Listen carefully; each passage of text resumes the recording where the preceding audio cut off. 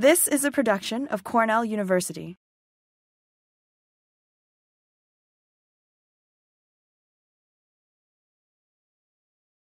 So I should apologize because I feel a little under the weather, so I'll do my best to summarize some of the notes I shared with you. Presentation with no PowerPoint in 4 parts. The first part will be what is a historian doing here, which I actually take to be a serious question. First, because history is a very hybrid discipline insofar as it is sometimes categorized as a humanities and sometimes as categorized as a social science. This has practical implications for those who live in different campuses. But it also means that it is a discipline that spends a lot of time involved in vital but also vitriolic debates about what constitutes proof and causality, and there is a whole spectrum of positions within the discipline. So history comes in multiple varieties that I have no ambition to embody, and my distinguished colleague Joanna Whale-Cohen may weigh in with her points of view.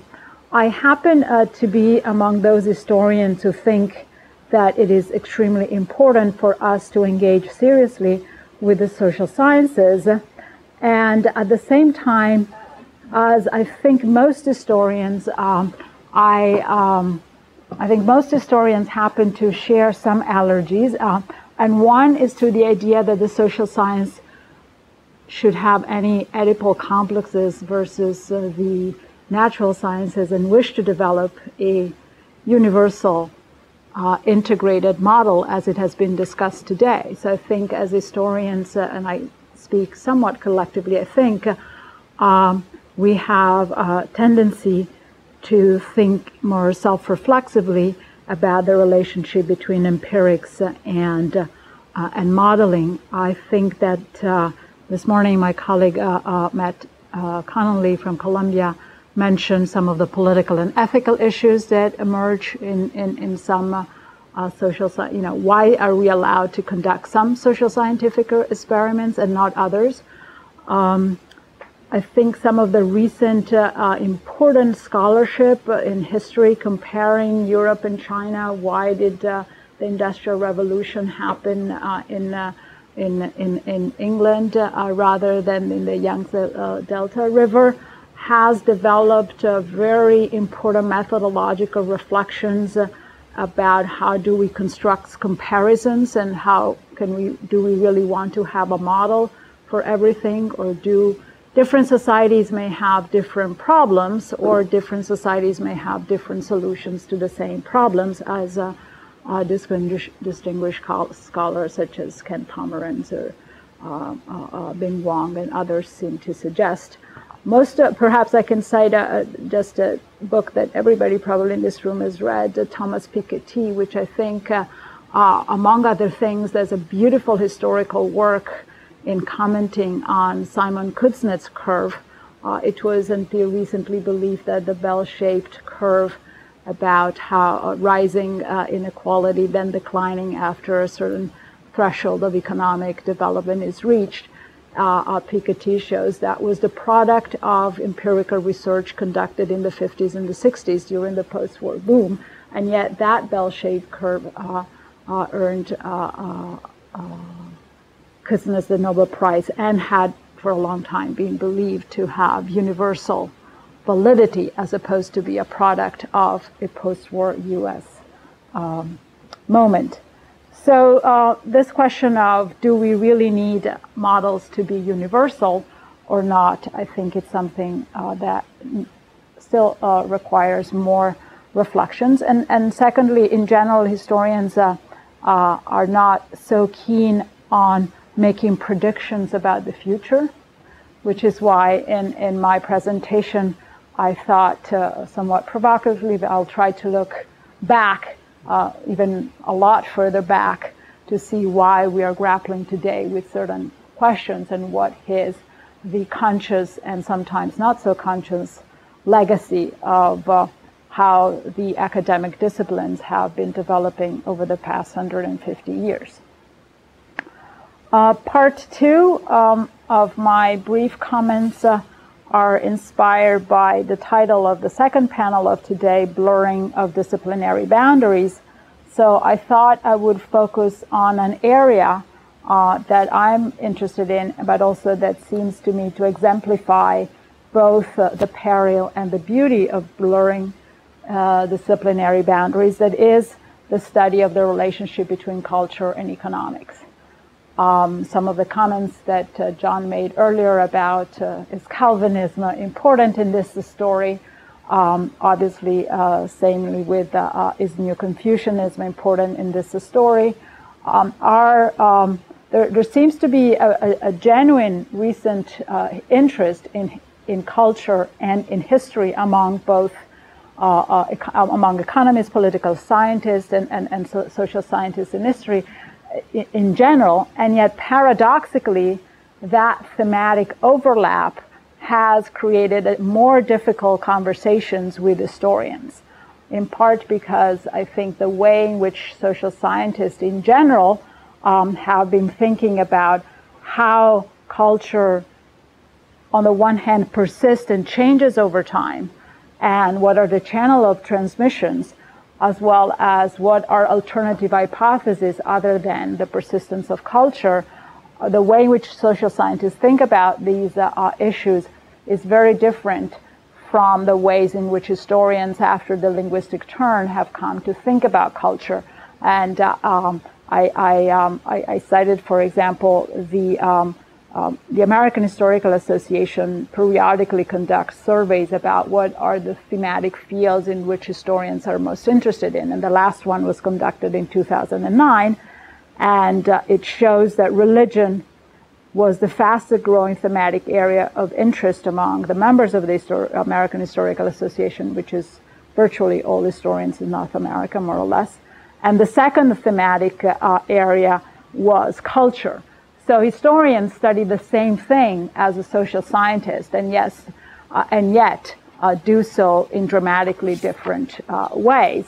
And in particular, I think the rise of interest in culture as a variable that persists over time and that has causal explanation for different degree of economic development has caused the greatest divergence between historians and social scientists.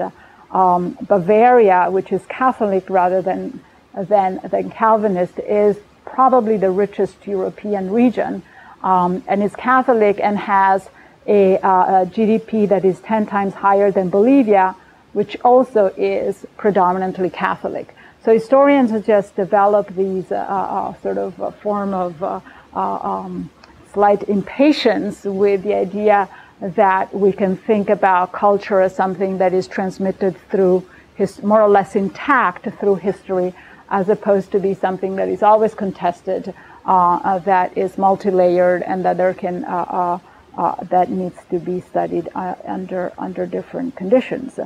But I do think, and I'm not completely, I'm optimistic in some ways, in ways in which the conversation can actually converge more, precisely because there is at least a thematic convergence.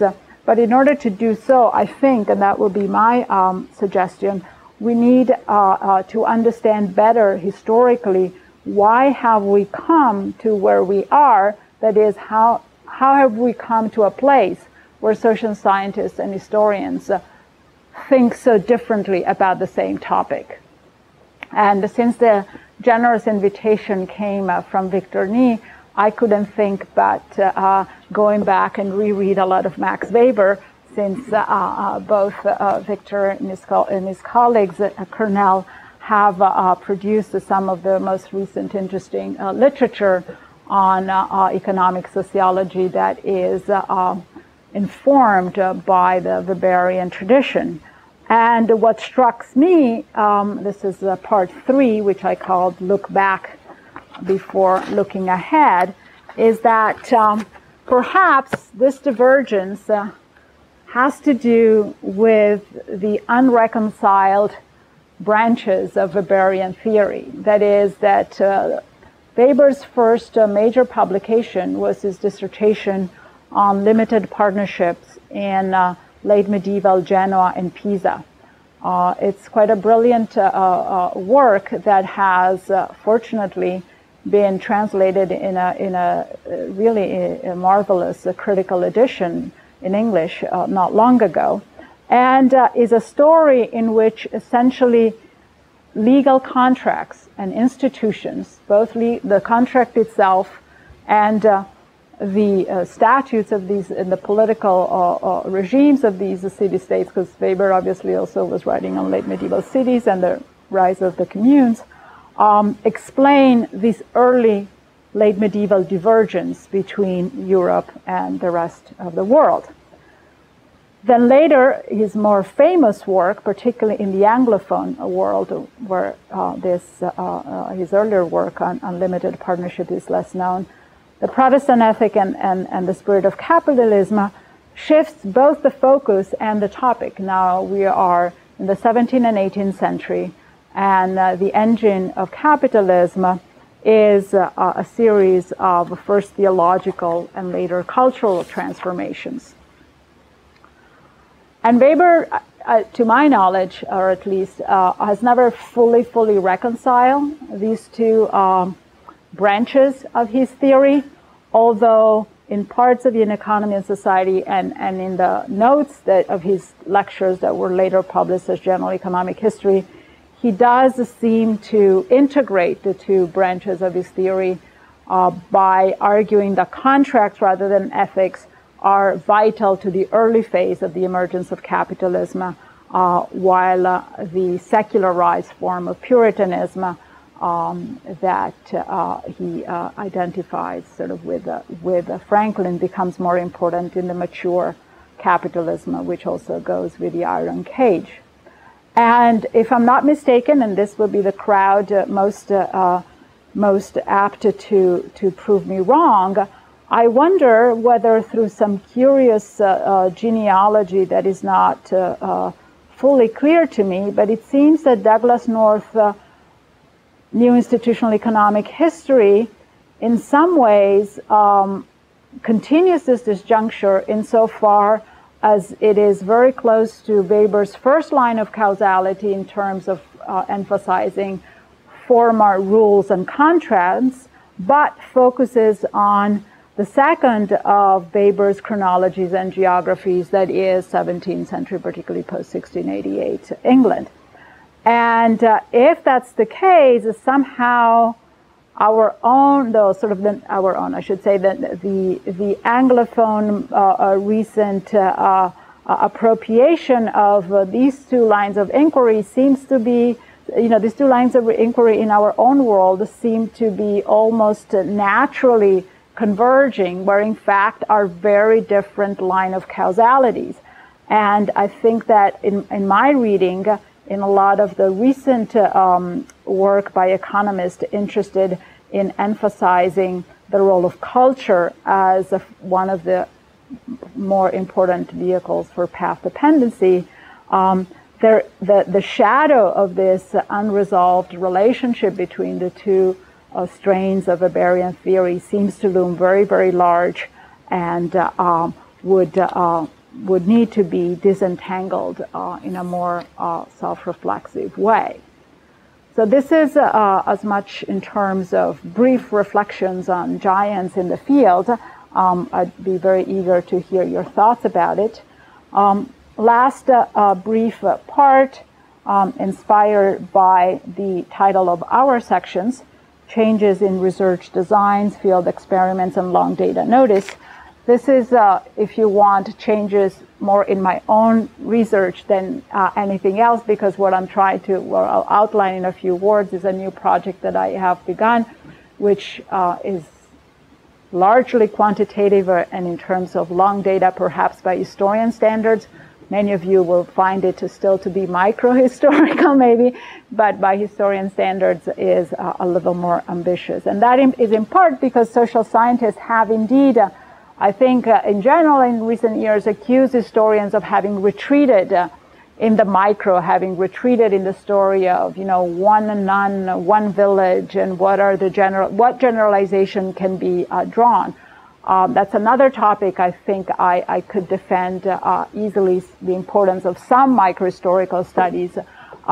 But in general, it's true that historians have not written a lot of serious academic works that span multiple centuries, in part because there's many reasons. There's also the fact, and I don't say that jokingly, that as historians it's much more difficult to get funding to do large-scale quantitative studies, even when we are in the social sciences.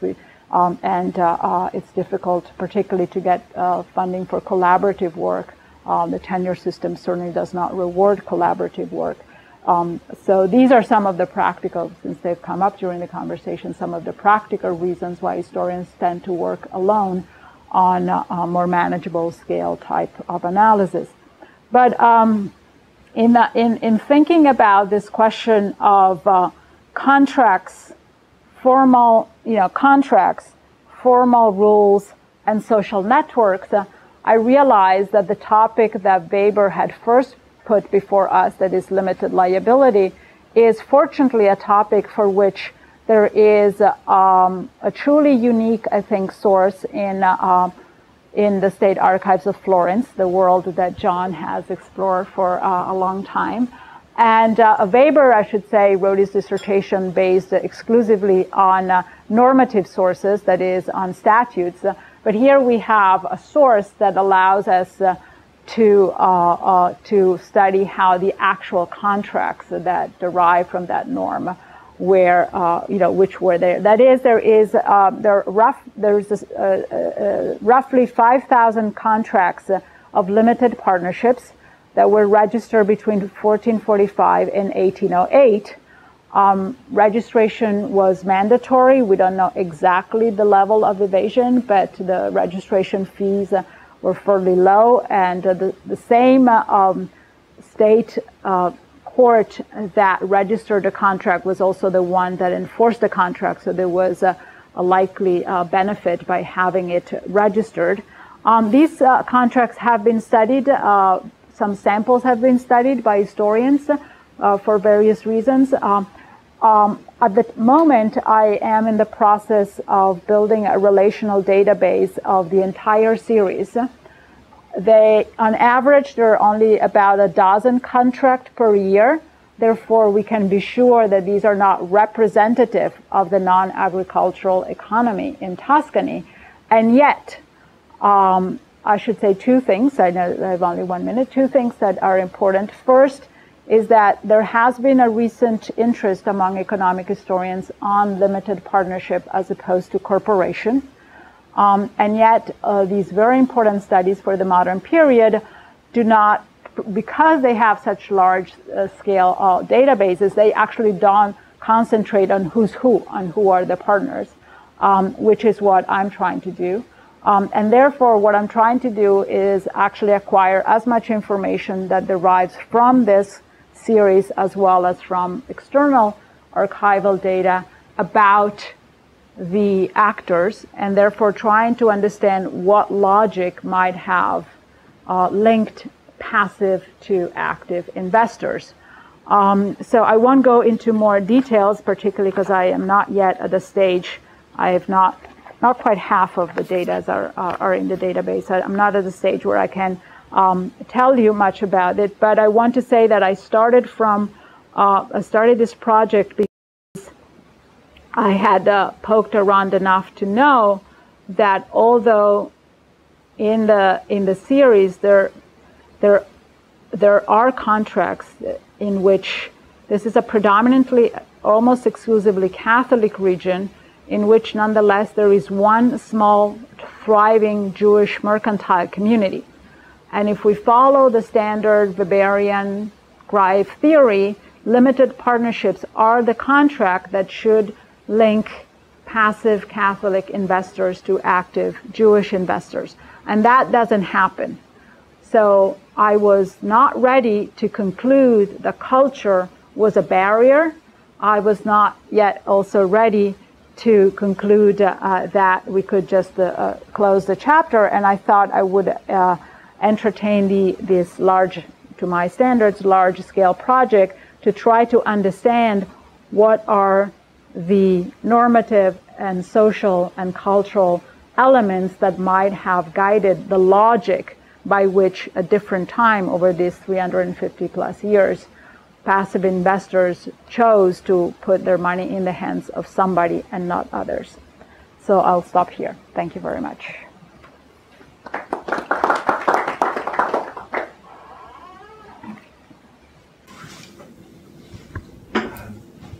Thank you. A very interesting talk indeed. I would like to respond to your question about Weber. You said what do you think about it?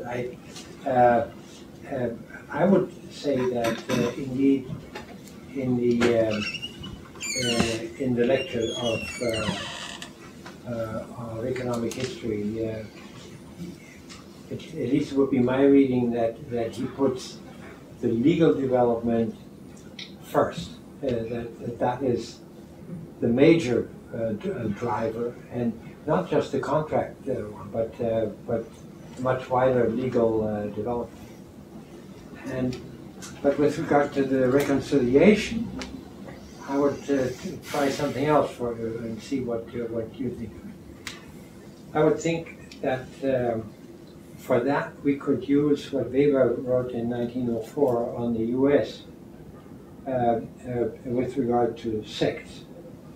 That he basically used the idea, without using the term, that it's actually the search for self-regulation in an environment where self-regulation for yourself and for your business partners would be of great economic advantage. That people are drawn towards culture that provides this collective self-regulation. So it's not the other way around. It's not that the culture produces it, but you first have an economic situation, as Weber would also have. You have the legal development, which drives a lot of economic growth, and then you have an interest in getting the opportunities out of those developments for certain kind of cultural structures that increase the collective self-regulation that are necessary to drive the contracting, the longer-term investment, and things like that. So that my take would be that the reconciliation would come more from the legal side to the self-regulatory side, and then to the culture as a dependent rather than as an independent variable. But I don't know. Obviously, that's very interesting, and that resonates with your presentation. But the question is whether, to me, the question is whether legal change is ever enough then to engineer. Well, of course. Because John was like asking you, how can we make Italy like the Netherlands, right? We can have the same rules, but how do you engineer the beginning of the? Okay, I'll let you.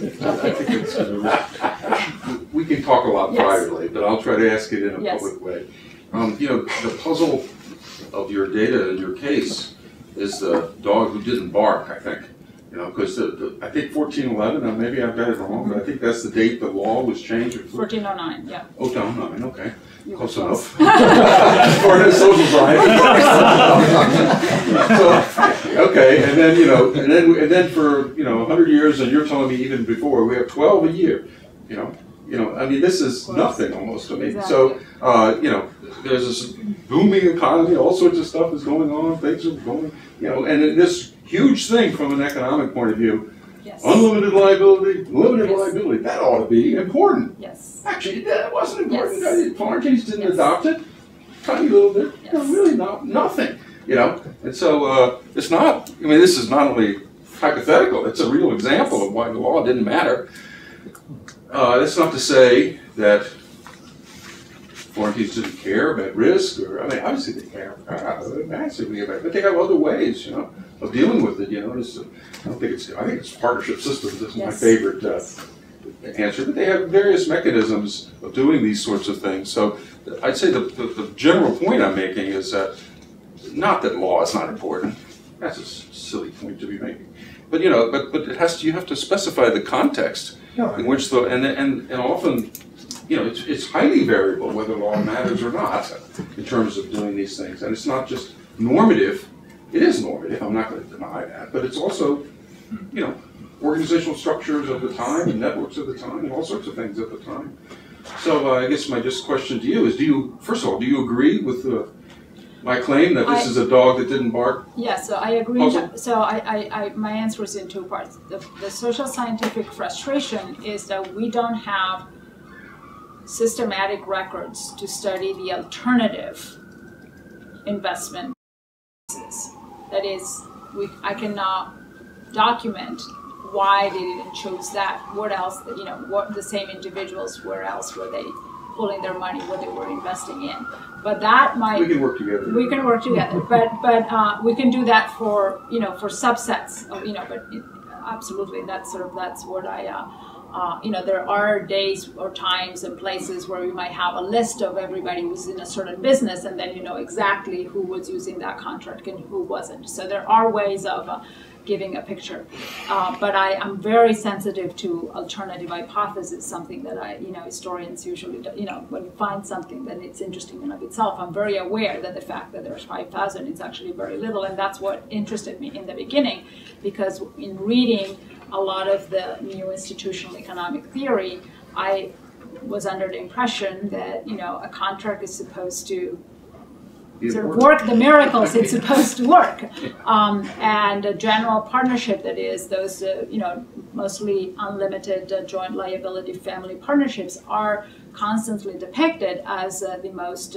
traditional and less viable. You know, elsewhere via a micro study, I was able to document why in certain cases I think, in fact, those unlimited partnership have advantages in the world of such informational asymmetry and such technological weakness that might explain why they existed. And this is why in studying the limited partnership, I don't want to use them to make claims about changing investment sectors and things like that, but I'm interested in who's who to the extent that we can understand. Are people giving money to their neighbors? Are people giving money because in fact they're fairly low risks? You know, how are they? So really, what kind of information does an external investor needs to acquire in order to give certain sums? And they are short terms, they're 3 to 5 years, they're not always renewed. In fact, these magical limited partnership contracts seem to be used for rather small scale and not very, you know, the more you know, probably the, you know, the more risk averse people are using it, as opposed to those who are really into more risky businesses. So that is in fact the starting point of all this, to show that the contract itself, it doesn't quite live up to its fame. Just curious, your view as a historian and how some of the other social sciences are thinking about culture and the way in which you all think of it. I mean, I think in some sectors of the social sciences, there's an allergy to, or an aversion to using the term of culture, or thinking about things in cultural terms, and yet I think there's been a lot of importation of cultural notions into other parts of the social sciences. And I think in my field, and I think in some of institutional economics and perhaps sociology as well, is one of the ways in which this is done is by redefining everything as institutions. And so you know, you go from formal organizations to formal rules, and then you go from formal rules to informal institutions, and so you have formal and informal. And when I read a lot of what they talk about as informal institutions, and you're talking about social norms and things that clearly there's an importation of cultural concepts into what we think of as what people like to call institutional analysis. So I was teaching a grad seminar the other day, you know, trying to explain institutional analysis to my grad students, and I ended up going on a rant that how could you ever falsify any of this if we redefine everything as being institutions, including all these cultural concepts. So I just wonder how you see, whether you detect any of that as a historian. This is interesting and would be a very long conversations we could have. I mean, I singled out in a footnote some of the major, there are many more. I mean, there seems to be a real boom among economists who are interested in economic history, in rediscovering culture. And one characteristic that I seem to identify in all that literature is that they are interested in the persistence of culture over long time, meaning centuries, which in some ways is anathema to historians, because Calvinist culture in the 17th century, it's not Calvinist cultures in the 1970s. And so that is where, more than the culture per se, is the persistent, which is what, in order to make culture into a variable, it has to have some homogeneous characteristics that persist over time.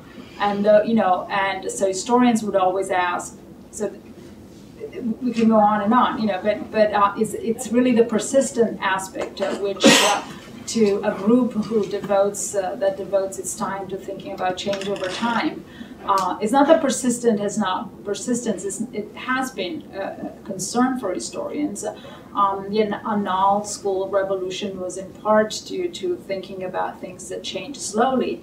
And in fact, and this may be too, I don't want to use my own lingo, but the way in which economists who use culture talk about culture reminds me of the mentalité, what Annales historians thought about culture in the 1960s, which has been completely discredited in our own disciplines. And so I think that in fact it's important to join forces because historians and social sciences seem to be interested in the same topic, and there is no reason not to converse about that same topic.